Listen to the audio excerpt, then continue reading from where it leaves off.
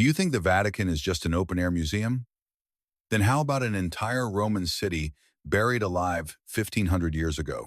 Right under the main altar, or bones in golden cloth found in a sealed niche next to an inscription that no one has read for 2,000 years? Today we will descend a few meters under the smallest state in the world, under marble, under frescoes, under papal sarcophagi, into darkness that was hidden for 500 years.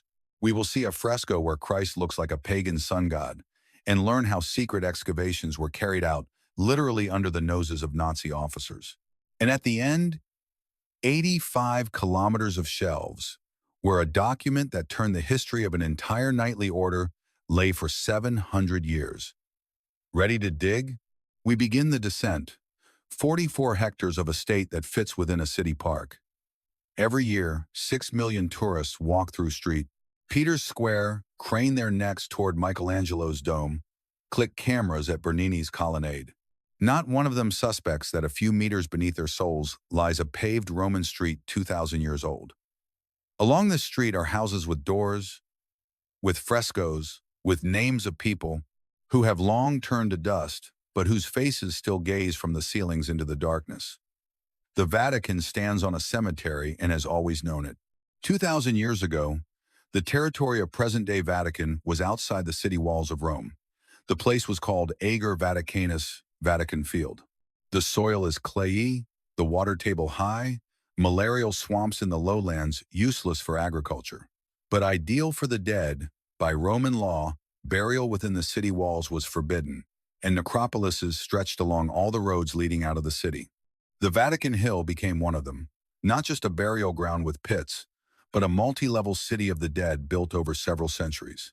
Wealthy Roman families built real houses for their dead mausoleums with rooms, painted walls, mosaic floors, carved sarcophagi, and windows.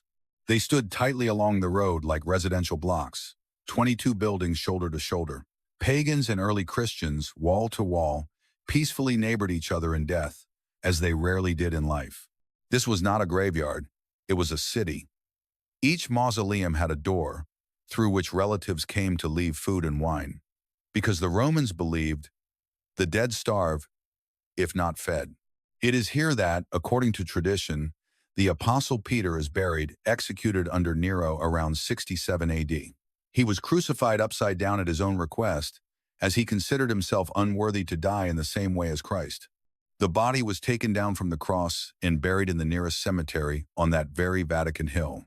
Nearby was the Circus of Nero, which could hold up to 20,000 spectators, and it was there that Nero staged mass executions of Christians after the Great Fire of 64.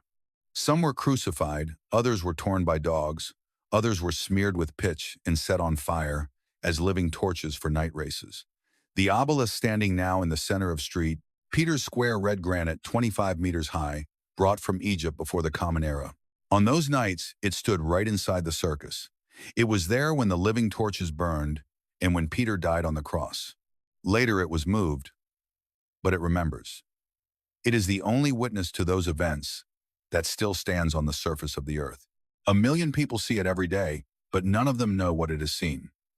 When in the 4th century Constantine decided to build a basilica over Peter's tomb, he faced an engineering challenge. The cemetery with mausoleums, stairs, and changes in elevation did not provide a level platform. The solution was radical. Cut off the top of the hill, fill in the pits. The mausoleums were not destroyed. They were simply filled with earth and rubble up to their roofs, literally burying the city alive. The walls of the dead became the foundation of the living. And so this cemetery lay sealed for 1,600 years. Imagine this quarter before the backfill. Early morning in the 1st century AD. A woman walks along a paved street carrying a jug of oil and a basket of bread. She pushes a wooden door with a bronze handle and enters the mausoleum. On the wall in the dim light are the faces of her parents, painted 10 years ago by an artist she specially hired. She places the bread in a niche next to the urn with ashes, pours oil into the lamp, and speaks their names aloud. Then she leaves and goes about her business, just an ordinary Tuesday for her. What will become of this place in 100 years? She doesn't know that it will be forgotten for 1,500 years. She has no idea. In 1939, Pope Pius XI died, and before his death he willed to be buried in the grottos beneath the cathedral. When workers began to dig the site, a shovel hit an old brick wall, not a foundation, something else. Behind the wall was a room, behind the room a corridor, behind the corridor more rooms, and the workers had just uncovered the roof of one of the mausoleums in the necropolis that Constantine had buried. The new Pope Pius XII decided to dig immediately. In secret, not a word to the press, the public, or even Vatican officials. If they found the apostles' tomb, it would be a triumph.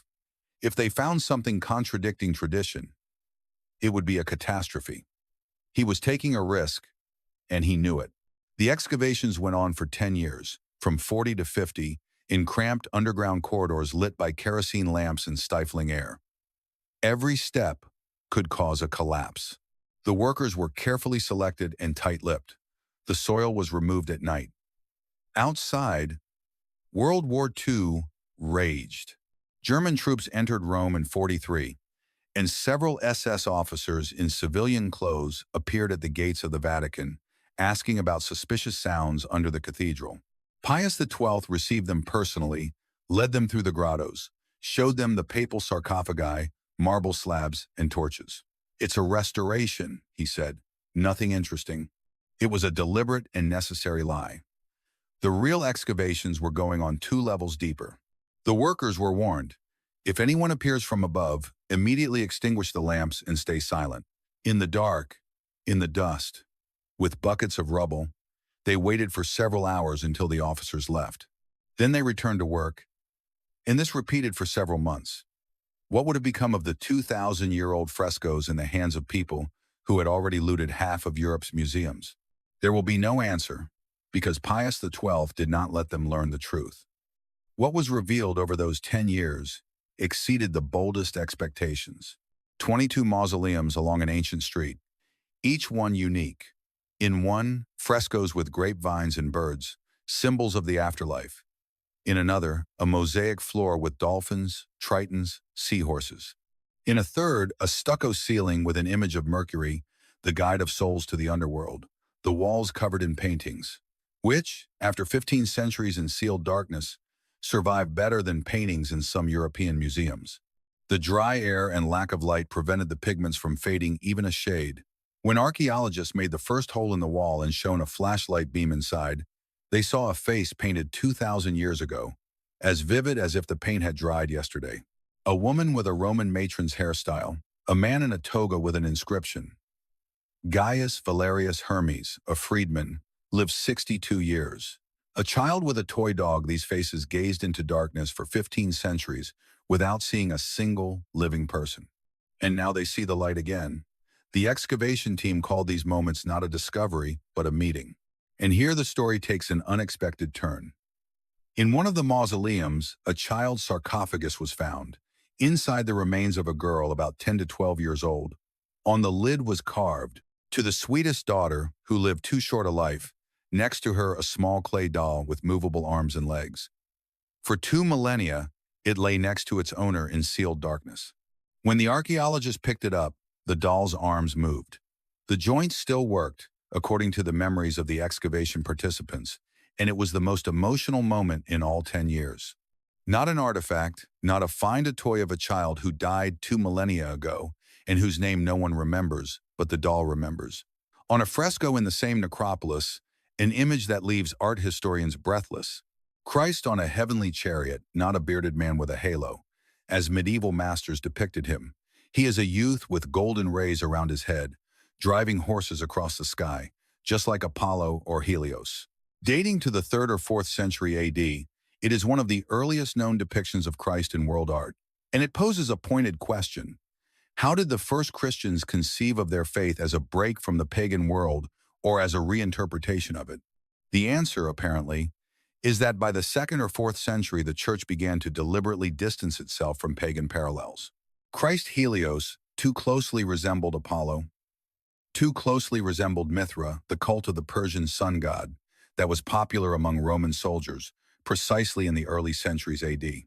The new faith needed unique images, and the youth with rays lost, while the bearded man with a halo prevailed, and this image remained in sealed darkness under the altar. It was found 16 centuries later, and the Vatican keeps it carefully and prefers not to draw attention to it. In the same necropolis, in the Hall of the Julii family, we found one of the few that definitely belonged to Christians. On the ceiling, a mosaic of Jonah being spit out by a whale. On the wall, the Good Shepherd with a lamb. Standard early Christian images. But in the next hall, just through the wall, a pagan one with Mercury, Apollo, and Dionysus. The wall between them is less than a meter. People who brought food at dawn to their dead Julii could hear someone on the other side doing the same. Only in front of images of gods they considered false. Brick, death, a common foundation. That is what the real Rome looked like, not a monolith, but a layered cake of beliefs fused together over a century. But the main goal of the excavations was the Apostles' Tomb. Moving along the underground street, the archaeologists noticed that all mausoleums were oriented toward one point, a spot directly under the main altar of the Basilica. There, where there was no mausoleum, they found rough stonework, the remains of a structure that 2nd century ancient sources called the Trophy of Gaius. 2 niches in the wall, separated by a marble slab. Sources explicitly said this monument stands over Peter's tomb. Underneath it there was indeed a grave, a depression in the ground lined with brick. Empty. 10 years of work, an empty pit. Pope Pius XII received a preliminary report and, according to witnesses, did not leave his chambers for several days. It seemed history had hit a dead end. But among the excavation participants was Margherita Guarducci, an Italian epigraphist, a specialist in ancient inscriptions. She noticed a detail that everyone had missed. Next to the Trophy of Gaius, in the side wall, there was another small niche, closed with a marble tile, inside bones. The bones, wrapped in fabric with gold threads, belonged to an elderly man 60-70 years old of strong build. Nearby, soil particles chemically matching the soil from the empty grave under the trophy. Guarducci suggested that the bones originally lay in the earth. Later, in the 2nd or 3rd century, someone removed them, wrapped them in expensive cloth, moved them to a niche, preserved them, hid them. On the wall next to the niche, Greek letters were scratched into the stone. Guarducci read them as Petros Eni. Peter is here. She made that discovery in 1952. The official Vatican response took 16 years. In 1968, Pope Paul VI came before journalists and announced, "The remains of the apostle have been found." The hall fell silent. Journalists asked again. The Pope repeated, "There is no direct evidence, no inscription on the bones themselves, no possibility to compare DNA. And there are bones of an elderly man wrapped in gold cloth, found exactly where they are supposed to be. Is this coincidence or proof?" The answer depends on who you ask. For 1 billion Catholics, this is the tomb of the Church's founder. For skeptics, an interesting but unprovable hypothesis, the truth is literally buried with it. Who could confirm it, and this is not a metaphor? Beneath the Basilica itself, between the mausoleums and daylight, lies another level. The Vatican Grottos. This is a series of underground chapels and burial chambers where dozens rest. Popes from medieval to modern, and John Paul II was buried here in 2005 until his remains were moved upstairs after beatification. The grottos are open to visitors, but compared to what lies deeper, they look almost modern. But beneath all of Rome is another story. Over 150 kilometers of tunnels carved into soft volcanic tuff. This is what the Roman catacombs are like, level upon level, 5 underground floors up to 25 meters deep. Niches from floor to ceiling, like shelves in a library, only instead of books, the dead. By various estimates, between 500,000 and several million people are buried there. This is not exaggeration or hyperbole. It is the volume of space in which people lived, died, and buried each other over several centuries. Walking through the catacombs is an experience hard to describe. A narrow corridor at human height, crumbly tuff on both sides, most not empty, bones long since crumbled or removed. But some are still sealed with original tiles. Elena in peace, Felix. Servant of God rested on the 4th day before the calends of March. Names, dates, sometimes the fish symbol, because early Christians did not use the cross. The cross was associated with a shameful execution. The fish, Greek ichthys, was an acronym, Jesus Christ, Son of God, Savior. On the walls, inscriptions scratched by hand by visitors who came here hundreds of years ago. Peter and Paul, pray for Victor. Mother, forgive me. Remember, Lord, the soul of your servant Felix. Voices of people who stood in the dark by the light of an oil lamp before a niche with someone they loved. They scratched these words into the stone, and no one answered their words, but we read them 1,500 years later. Is this not a strange kind of immortality?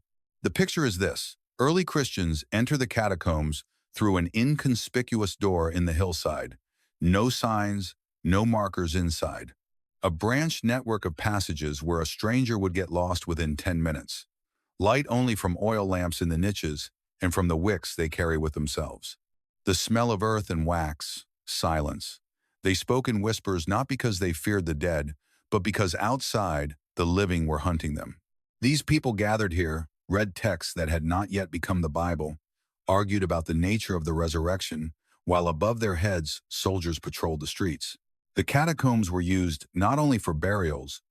During periods of persecution, the first Christians secretly gathered here, held services in spacious chambers. They baptized children, ordained bishops, a well-organized secret life of an underground community with its own routes, its own rumors, its own rules for entry and exit. When Constantine legalized Christianity in the 4th century, the catacombs became pilgrimage sites. 1,000 people flocked to the tombs of martyrs.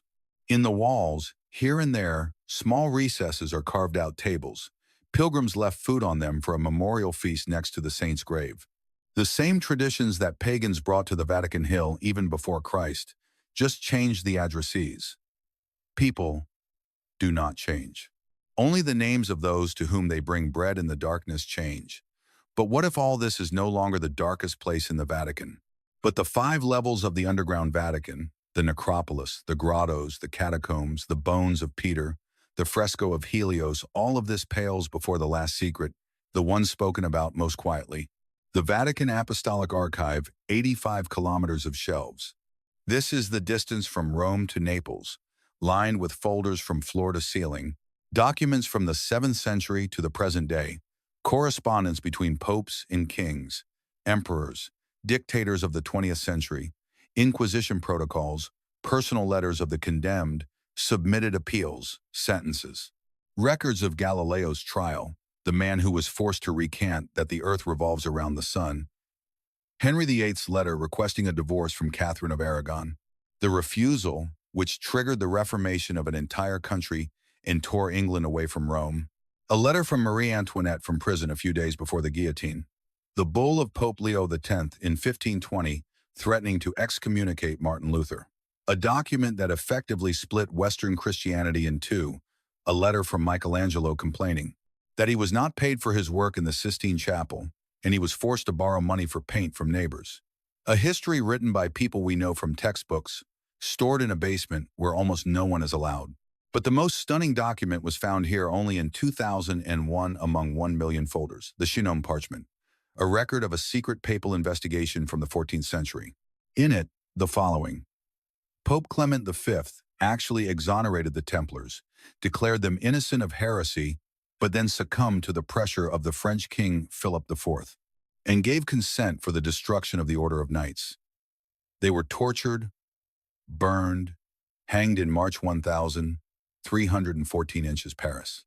The last Grand Master Jacques de Molay died at the stake, standing in the fire and knowing or feeling that he was sentenced unjustly. According to legend, while dying, he cursed both the Pope and the king. Clement V died a month later. Philip IV died 8 months later. Coincidence or not, each decides for themselves.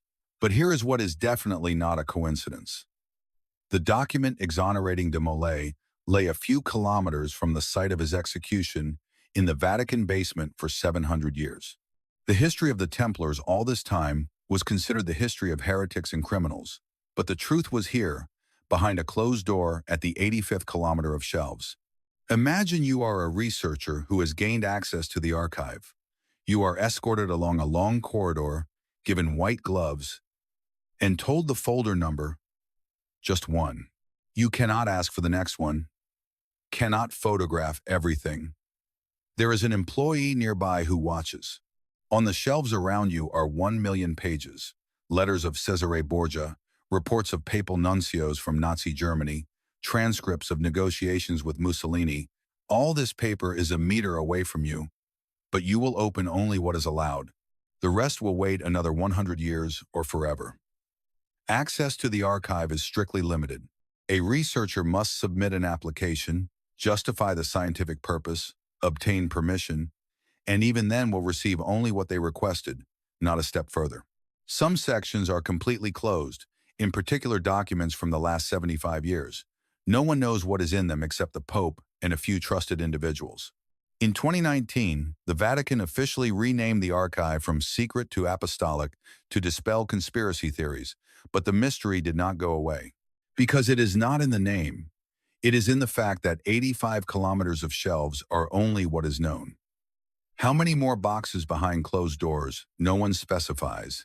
6 levels, 6 secrets.